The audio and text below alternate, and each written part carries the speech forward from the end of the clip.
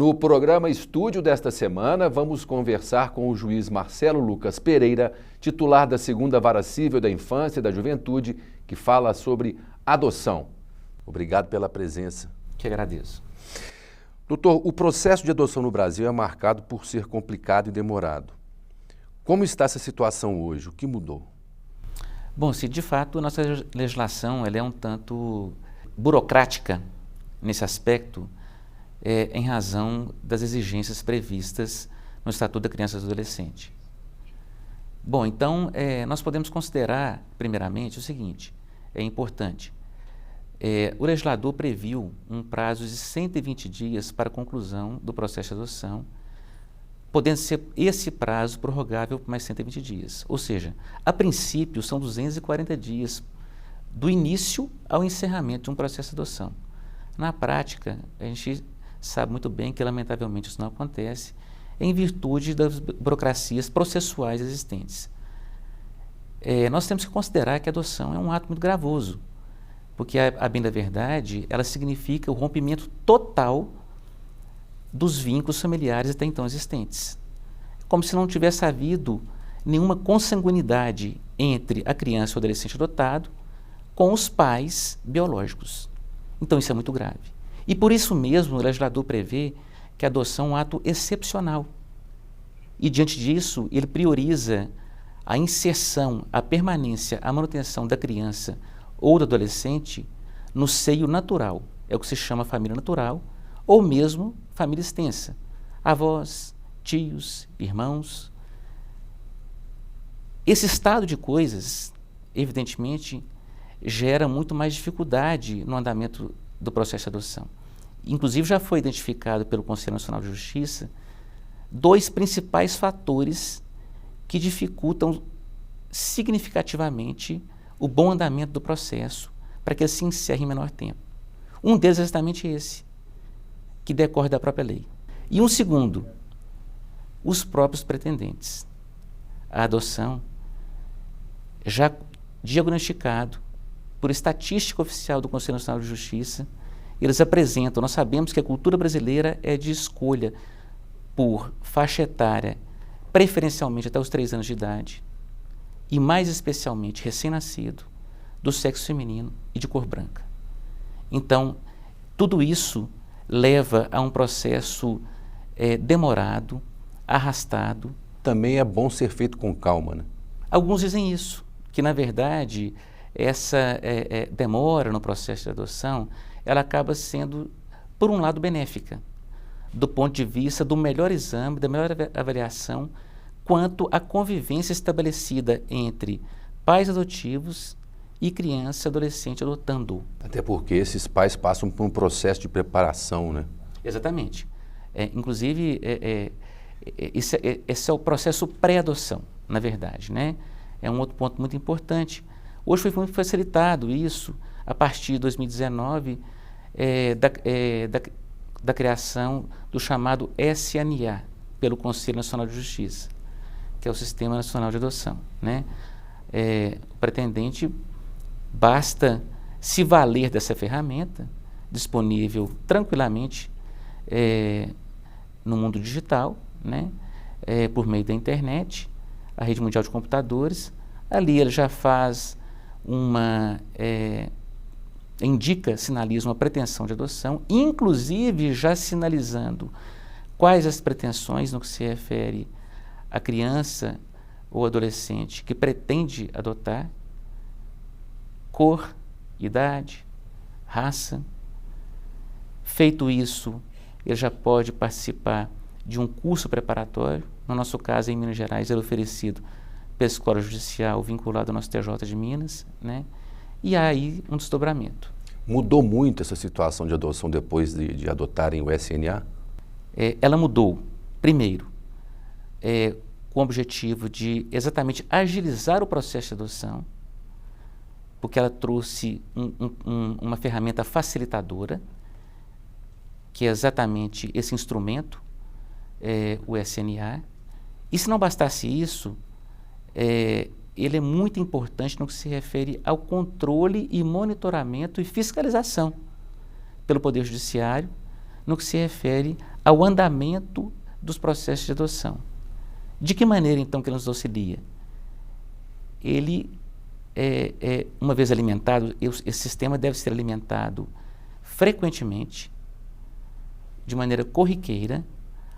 A cada novo processo, a cada nova situação, o sistema deve ser municiado com essas informações, digamos assim. O responsável, no nosso caso em Belo Horizonte, a nossa equipe técnica, vai alimentando frequentemente, com número de processo, identificação de pessoas, e com isso nós conseguimos então entender a situação processual, diagnosticar a fase e identificar eventuais falhas.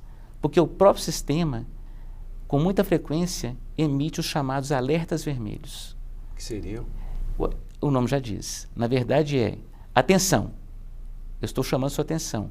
Há algo aqui nesse processo que está em tramitação que precisa de ser avaliado com um melhor cuidado da parte de todos.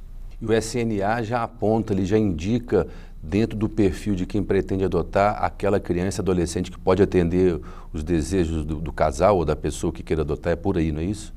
Também há essa possibilidade. Da criança. Né? O pretendente, ele indica, volto a dizer, né, qual é o perfil buscado, e esses perfis estão ali também, dentro do próprio sistema. Aí, na verdade, existe uma fila, né, que ela não pode ser ultrapassada, nós temos que observar essa fila.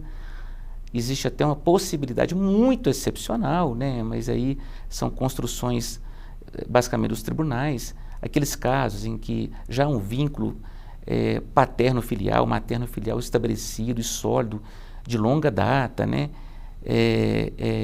em que haveria uma prejudicialidade, no caso, em se romper esse vínculo para que a fila fosse observada. Mas o fato é que a regra generalíssima é a obediência rigorosa à fila. Quais são os passos de quem deseja adotar uma criança? Por onde o pretendente deve começar? É pelo SNA mesmo? Tem algum outro caminho? Muito simplificado. É o próprio SNA. É um primeiro passo. Acessa como SNA? Tem o endereço eletrônico que é disponibilizado. Pretendentes preenchem tudo, enfim, e já entram na fila. Feito o preenchimento do formulário necessário e ali apresentada a pretensão de habilitação para adoção, que por enquanto não são considerados habilitados. A habilitação é um momento último dessa fase e ela advém de uma decisão judicial que homologa um pedido de pretensão. Sim. Então, bem da verdade, o primeiro passo é SNA. Segundo passo, participação em curso preparatório. No nosso caso, em Minas Gerais, como dito, esse curso é oferecido à distância, inclusive, muito fácil, muito simples. Ele é autoinstrutivo, por meio da escola judicial vinculada ao TJ de Minas Gerais. Então, é só acessar o site da EGF, lá já tem as informações todas necessárias, tem uma funcionalidade dentro desse ambiente da EGF que remete a esse curso à distância. Uma vez finalizado, aí sim tem um outro passo, que é procurar o Poder Judiciário para, a partir daí, formalizar via processo judicial o interesse em adotar.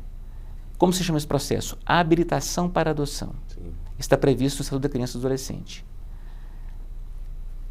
Formado o processo, muito simples, aí entra em cena a equipe técnica que trabalha na Vara Civil da Infância e Juventude, composta de psicólogos e assistentes sociais.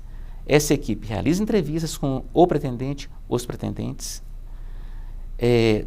Essa equipe visita o ambiente doméstico dos pretendentes para avaliar as condições, a renda familiar, a verdadeira intenção de adotar, porque a adoção é um ato de amor, né? Isso é importantíssimo que se diga, né? Não é um ato de filantropia.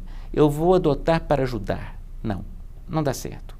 Eu adoto porque eu quero adotar. Eu tenho essa vontade. Eu amo o ser humano, eu acredito, eu quero adotar. Então, tudo isso é avaliado pela equipe técnica. Depois da avaliação, a equipe técnica elabora um relatório que é colocado dentro desse próprio processo de habilitação para adoção.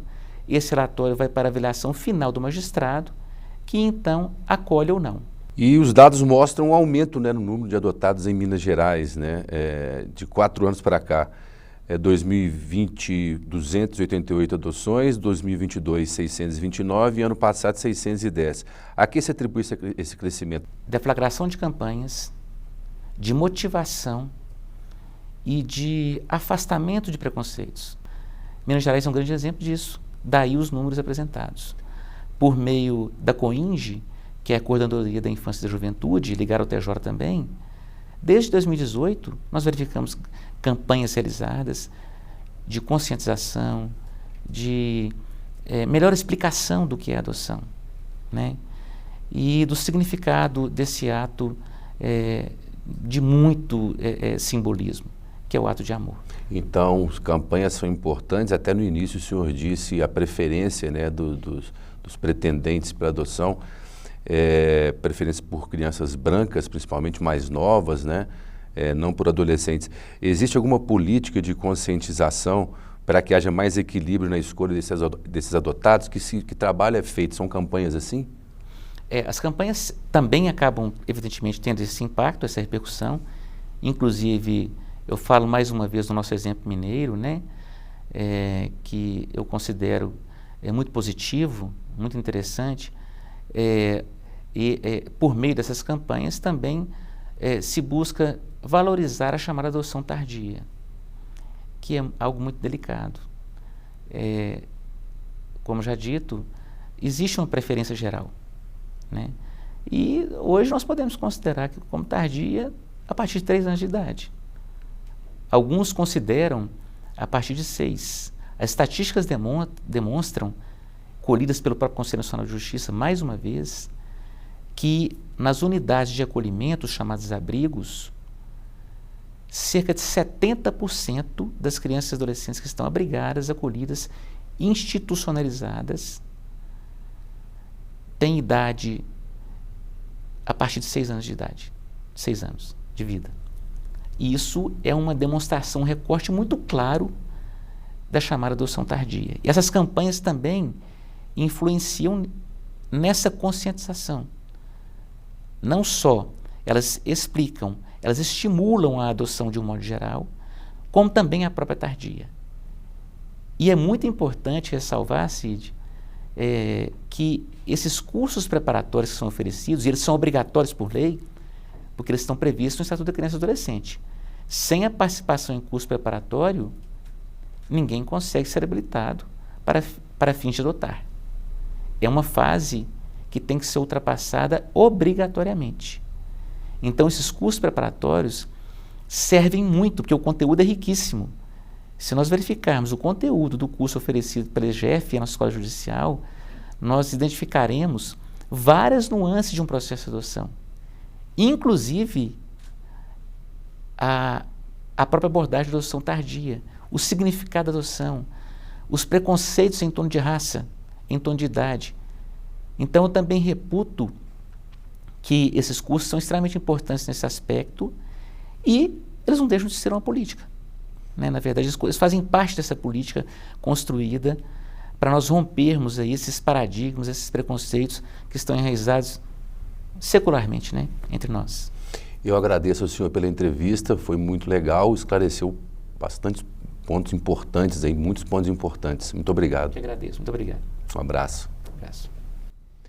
O programa Estúdio fica por aqui. Outras informações sobre o Poder Judiciário você confere na Rádio TJ Minas, no portal do TJMG e nas redes sociais do Tribunal. Os endereços estão na sua tela. Assista nossas reportagens aqui no YouTube, na TV TJ Minas. Obrigado pela audiência, um abraço a todos e até a próxima edição.